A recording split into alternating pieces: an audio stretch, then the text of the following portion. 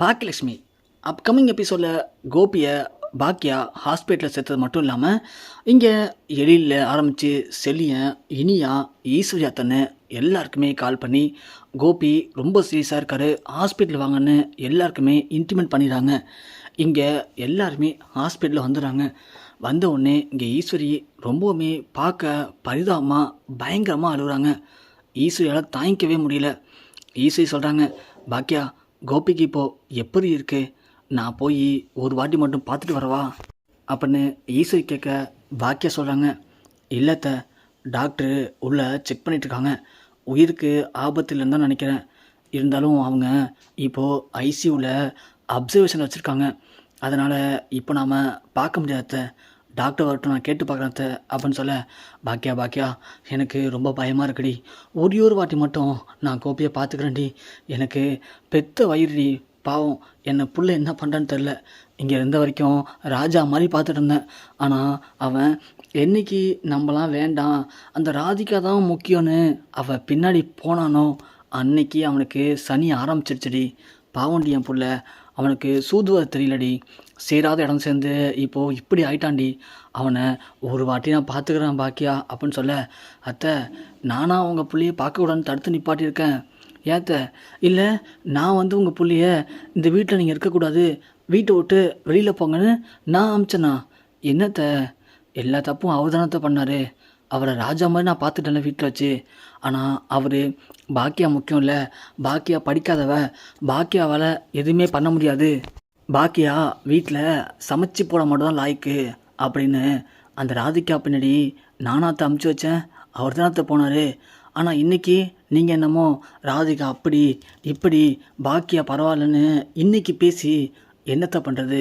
அதுவும் நீங்கள் பேசி எதுவுமே மாறாதத்த, அது கோபி எடுத்த முடிவு, அவர் எடுத்த முடிவோட விளைவை தான் அவர் இன்றைக்கி சந்திச்சிட்ருக்காரு அப்படின்னு சொல்ல ஈஸ்வரி சொல்கிறாங்க, அது மட்டும் இல்லை பாக்கியா, நீ அவன் மேலே கேஸ் கொடுத்துக்கூடாது பாக்கியா. பாவண்டி அவன் ஏதோ புத்தி கெட்டு போய் பண்ணிவிட்டான்.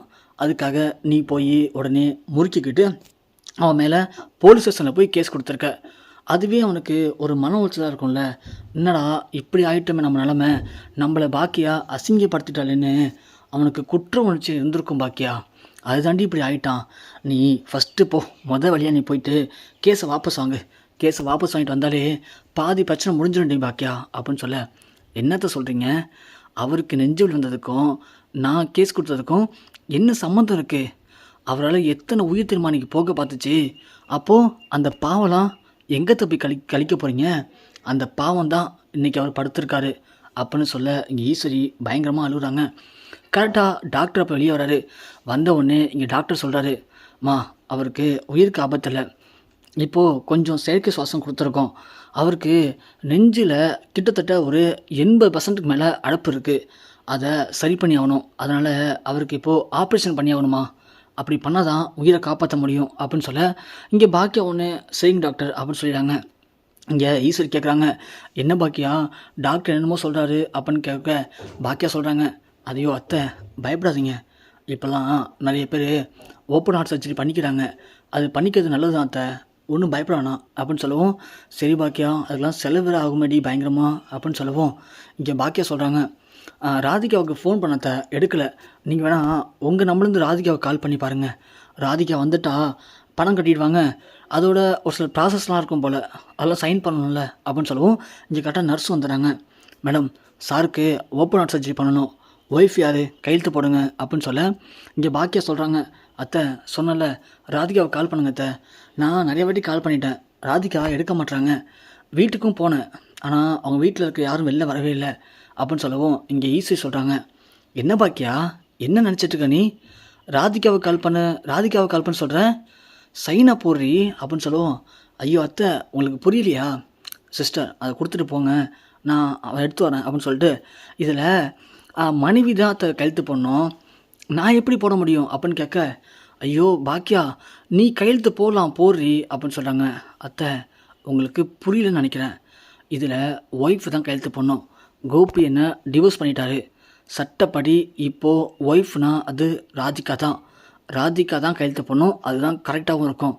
நாம் கையெழுத்து போட்டு அவருக்கு ஆப்ரேஷன் பண்ணோன்னா ராதிகா யாரை கேட்டு இதெல்லாம் பண்ணிங்கன்னு கேட்டால் என்னத்தை பண்ணுவீங்க அப்படின்னு சொல்ல, டேய் என்னடி புரியாமல் பேசிகிட்டு இருக்க, எழில் செலியா சொல்லுங்கடா நீங்களாச்சும். இப்போது கோபி உயிருக்கு ஆபத்தில் இருக்கான், இவ தானே கொண்டாந்து காப்பாற்றிருக்கா, கொண்டு ஹாஸ்பிட்டல் சேர்த்தா. அப்படி இருக்கும்போது ராதிகா என்ன பண்ணா, இது வரைக்கும் வந்து கூட பார்க்கலடி. அப்படி இருக்கும்போது அவள் கையெழுத்து போகிறதுக்கு வெயிட் பண்ண முடியுமா அப்படின்னு சொல்லவும் இங்கே எல்லாருமே ஃபோர்ஸ் பண்ணுறாங்க. இனியா சொல்கிறாங்க, அம்மா எனக்காக ப்ளீஸ்மா டேடியை காப்பாற்றுங்கம்மா, டேடி இல்லைனா நான் என்ன பண்ணணும்னு தெரியாதுமா அப்படின்னு இங்கே இனி அழுவவும் வேறு வழி இல்லாமல் பாக்கியாவும் சைனை பண்ணுறாங்க. உடனே சர்ஜரிக்கு தேவையான பணத்தை கட்ட சொல்கிறாங்க. உடனே பாக்கியா சொல்கிறாங்க, எழில் நீ நம்ம வீட்டுக்கு போகலாம், இனியா வளைச்சிட்டு போ. நான் அடுத்ததாக ஒரு ஆர்டருக்காக 2-3 ஆர்டருக்காக பணம் வாங்கி வச்சுருக்கேன். ஒரு 5 லட்ச ரூபாய்க்கிட்ட பணம் வீட்டில் இருக்குது, அதை எடுத்துக்கோ. அப்படியே இனியாவுடைய ஒரு செயின் ஒன்று இருக்குது, அதையும் எடுத்துக்கோ. கொண்டாந்து எவ்வளோ பணம் ஆகுதுன்னு பார்த்து கட்டு அப்படின்னு சொல்லவும் ஈஸ்வரி உடனே, நான் ரொம்ப நன்றி பாக்கியா அப்படின்னு சொல்கிறாங்க. ஐயோ அத்தை, அவருக்காக நான் இதெல்லாம் பண்ணலை, உங்களை பார்க்கறதுக்கு எனக்கு பாவமாக இருக்குது. ஏன் ஏற்கனவே புள்ளியவும் அப்பாவையும் நான் பிரிச்சுட்டேன். அவருடைய அப்பாவுக்கு இறுதி சடங்கை நான் என்னமோ செய்யக்கூடாதுன்னு தடுத்து நிப்பாட்டின மாதிரி அவர் என் மேலே கோவத்தில் இருக்காரத்த. எப்போ கேட்டாலும் அதுக்காக நான் அவனை பழி வாங்க போகிறேன்னு சொல்கிறாரு. இப்போ கூட இந்த ஆப்ரேஷன் நல்லபடியாக முடிஞ்சு அவர் குணமாகி வெளில வந்ததுக்கப்புறமா இது மாதிரி எனக்கு கையெழுத்து போட மாட்டேன்னு சொன்னியாமே, எனக்காக நீ பணம் கட்ட மாட்டேன்னு சொன்னியாமே அப்படின்னு அதுக்கும் என்கிட்ட சண்டை போடுவார். எங்கள் அம்மாகிட்டேருந்து என்னை பிரிச்சுட்டல நீனு அப்படின்னு அதுக்கும் சண்டை போடுவார்.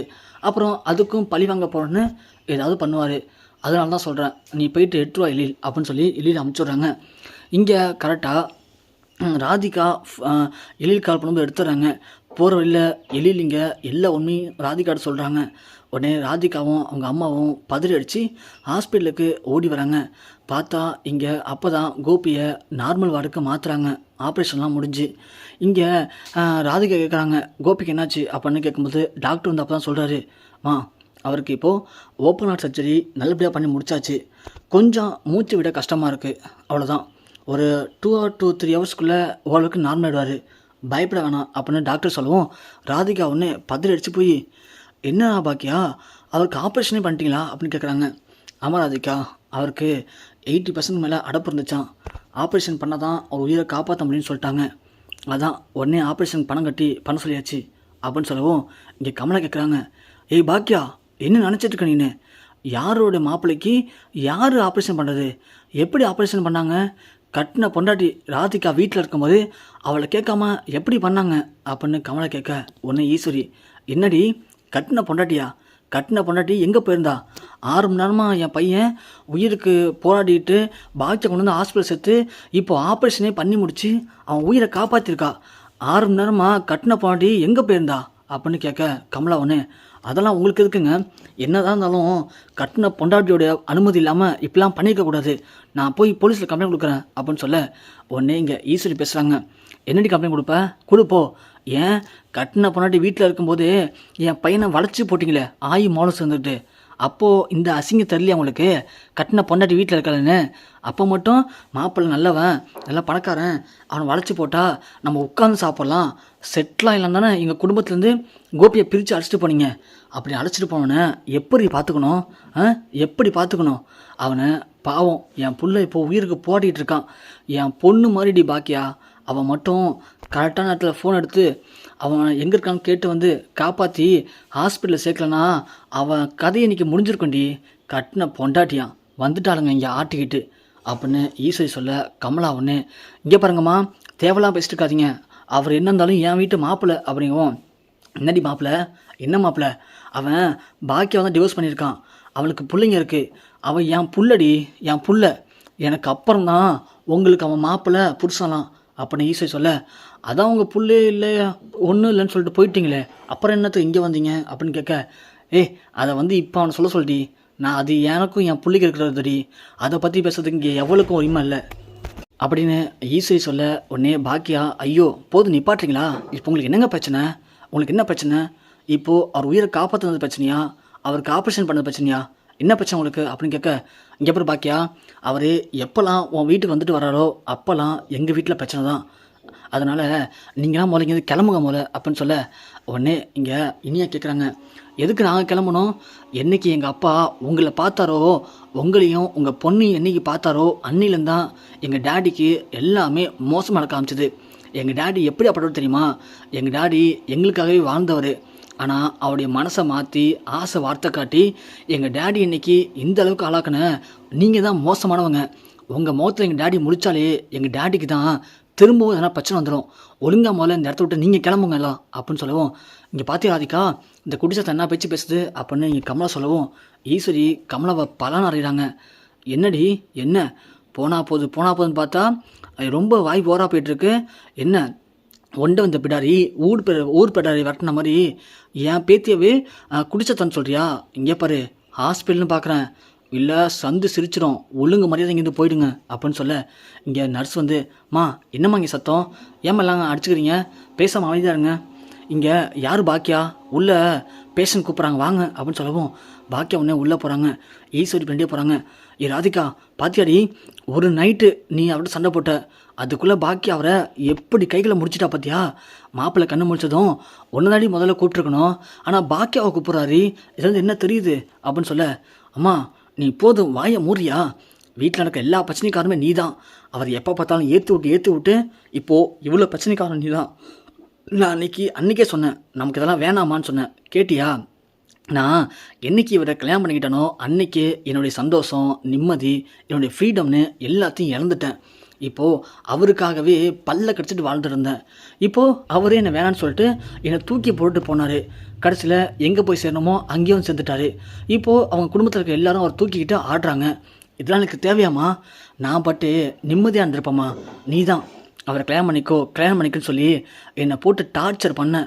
நானும் பண்ணிக்கிட்டேன். ஆனால் என்றைக்கு பண்ணனோ அன்னிலேருந்து பாக்கியாவை பழி வாங்குறேன்னு என்னதான் அவர் பழி வாங்கிட்டு இருக்காரு. எனக்கு அவர் வேணாமா அப்படின்னு சொல்லவும், ஏய் ராதிகா என்னடி பேசுகிற, வாடி மோல அப்படின்னு ராதிகாவை இழுத்துட்டு போகிறாங்க. பார்த்தா இங்கே கோபி கண் முழிச்சு பாக்கியோட கையை பிடிச்சி, என்னை மன்னிச்சிரு பாக்கியா, நான் உனக்கு எவ்வளவோ பாவம் பண்ணியிருக்கேன், அந்த ராதிகா தான் முக்கியம்னு சொல்லிட்டு அந்த ராதிகா பின்னாடி போனேன். ஆனால் அந்த ராதிகா அவளோட சுயரூபத்தை காட்டிட்டா. என்னை ஒரு மனுஷனை கூட மதிக்கலை, என்னை ரொம்பவுமே சீப்பாக நடத்த ஆரம்பிச்சிட்டா. அதுவும் இன்றைக்கி ஆபத்துன்னு வந்தோடனே அவளுக்கு தான் கால் பண்ணேன், ஆனால் அவள் ஃபோனே எடுக்கலை. இது வரைக்கும் எனக்கு என்னாச்சுன்னு அவளுக்கு எந்த ஒரு பதட்டமும் இல்லை. ஆனால் நான் உனக்கு பண்ண எல்லா பாவத்தையும் தப்பையும் மறந்துட்டு நான் ஃபோன் அடித்த உடனே எனக்காக ஓடி வந்து என்னை காப்பாற்றிருக்க. என்னை மன்னிச்சிரு பாக்கியா, நான் உன்னை ரொம்ப தப்பாக நினச்சிட்டேன். நான் யார் மேலேயும் இருக்க கடுப்பெல்லாம் நீ தான் அதுக்கு காரணம்னு சொல்லிட்டு தங்கத்தை தகரமாக நினச்சது என்னுடைய தப்பு தான் பாக்கியா, என்னை மன்னிச்சிரு பாக்கியா. இனிமேல் நான் உங்களுக்காக வாழணும்னு ஆசைப்பட்றேன் பாக்கியா அப்படின்னு சொல்ல, பாக்கியா ஒன்று இங்கே பாருங்க கோபி, நீங்கள் ஏதோ மயக்கத்தில் பேசுங்கன்னு நினைக்கிறேன். எனக்கு என்றைக்கு நீங்கள் என்னை விட்டு போனீங்களோ அன்னைக்கே நான் உங்களை மறந்துட்டேன். இனிமேல் நீங்கள் எனக்கு முக்கியம் இல்லை. உங்களுக்குன்னு ஒரு லைஃப் இருக்குது, குடும்பம் இருக்குது, உங்களுக்குன்னு ராதிகா இருக்காங்க. நீங்கள் என்னெல்லாம் பார்த்துக்க வேணாம், ராதிகா கூட சேர்ந்து சந்தோஷமாக வாழுங்க. என் பிள்ளைங்களுக்கு நல்ல ஒரு அப்பாவாக இருந்தால் மட்டும் எனக்கு அதுவே போதும் கோபி அப்படின்னு சொல்ல, ராதிகா ஒன்று போதும் நிப்பாட்டுங்க பாக்கியா, எதுக்கு சும்மா திரும்ப அவர் கொண்டு என் கூட சேர்க்குறீங்க? அவர் என்ன என்னை பிடிக்கலன்னு சொல்கிறது? நான் சொல்கிறேன் இப்போது எனக்கு அவரை பிடிக்கல, நான் என் லைஃப்பை நானே பார்த்துக்கிறேன், நான் அவரை டிவோர்ஸ் பண்ணுறேன். எனக்கு இனிமேல் அவர் தேவையில்லை. என் லைஃப்பில் நான் பார்த்த ஒரு ஒஸ்ட்டு மனிதர்னா அவர் தான். இப்படியாப்பட்ட மனுஷன் கூட வாழ்கிறதுக்கு தனியாக வாழ்கிறது ரொம்பவும் பெஸ்ட்டு தான் எனக்கு அப்படின்னு இங்கே ராதிகா சொல்ல, இனியா ஒன்று என்ன சொன்னீங்க? ஒஸ்ட்டா? எங்கள் டேடி எவ்வளோ பெஸ்ட்டு தெரியுமா? இருக்கிறதுலையே வேர்ல்டுலேயே ரொம்ப நல்ல பாசமான டேடினா அது எங்கள் டேடி தான்.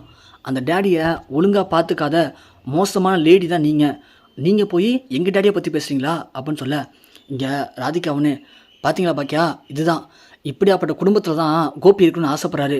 அவரை எவ்வளோ ஜென்டில்மேனாட்டம் நான் வச்சுருந்தேன், ஆனால் கொஞ்சம் கூட நன்றி விசுவாசமே இல்லாமல் உங்களுக்காக என்னையே முறைக்கிறார்ல கோபி. இப்படியாப்பட்ட கோபியை நான் லவ் பண்ண நினைக்கும் போது எனக்கு ரொம்ப கேவலமாக இருக்குது.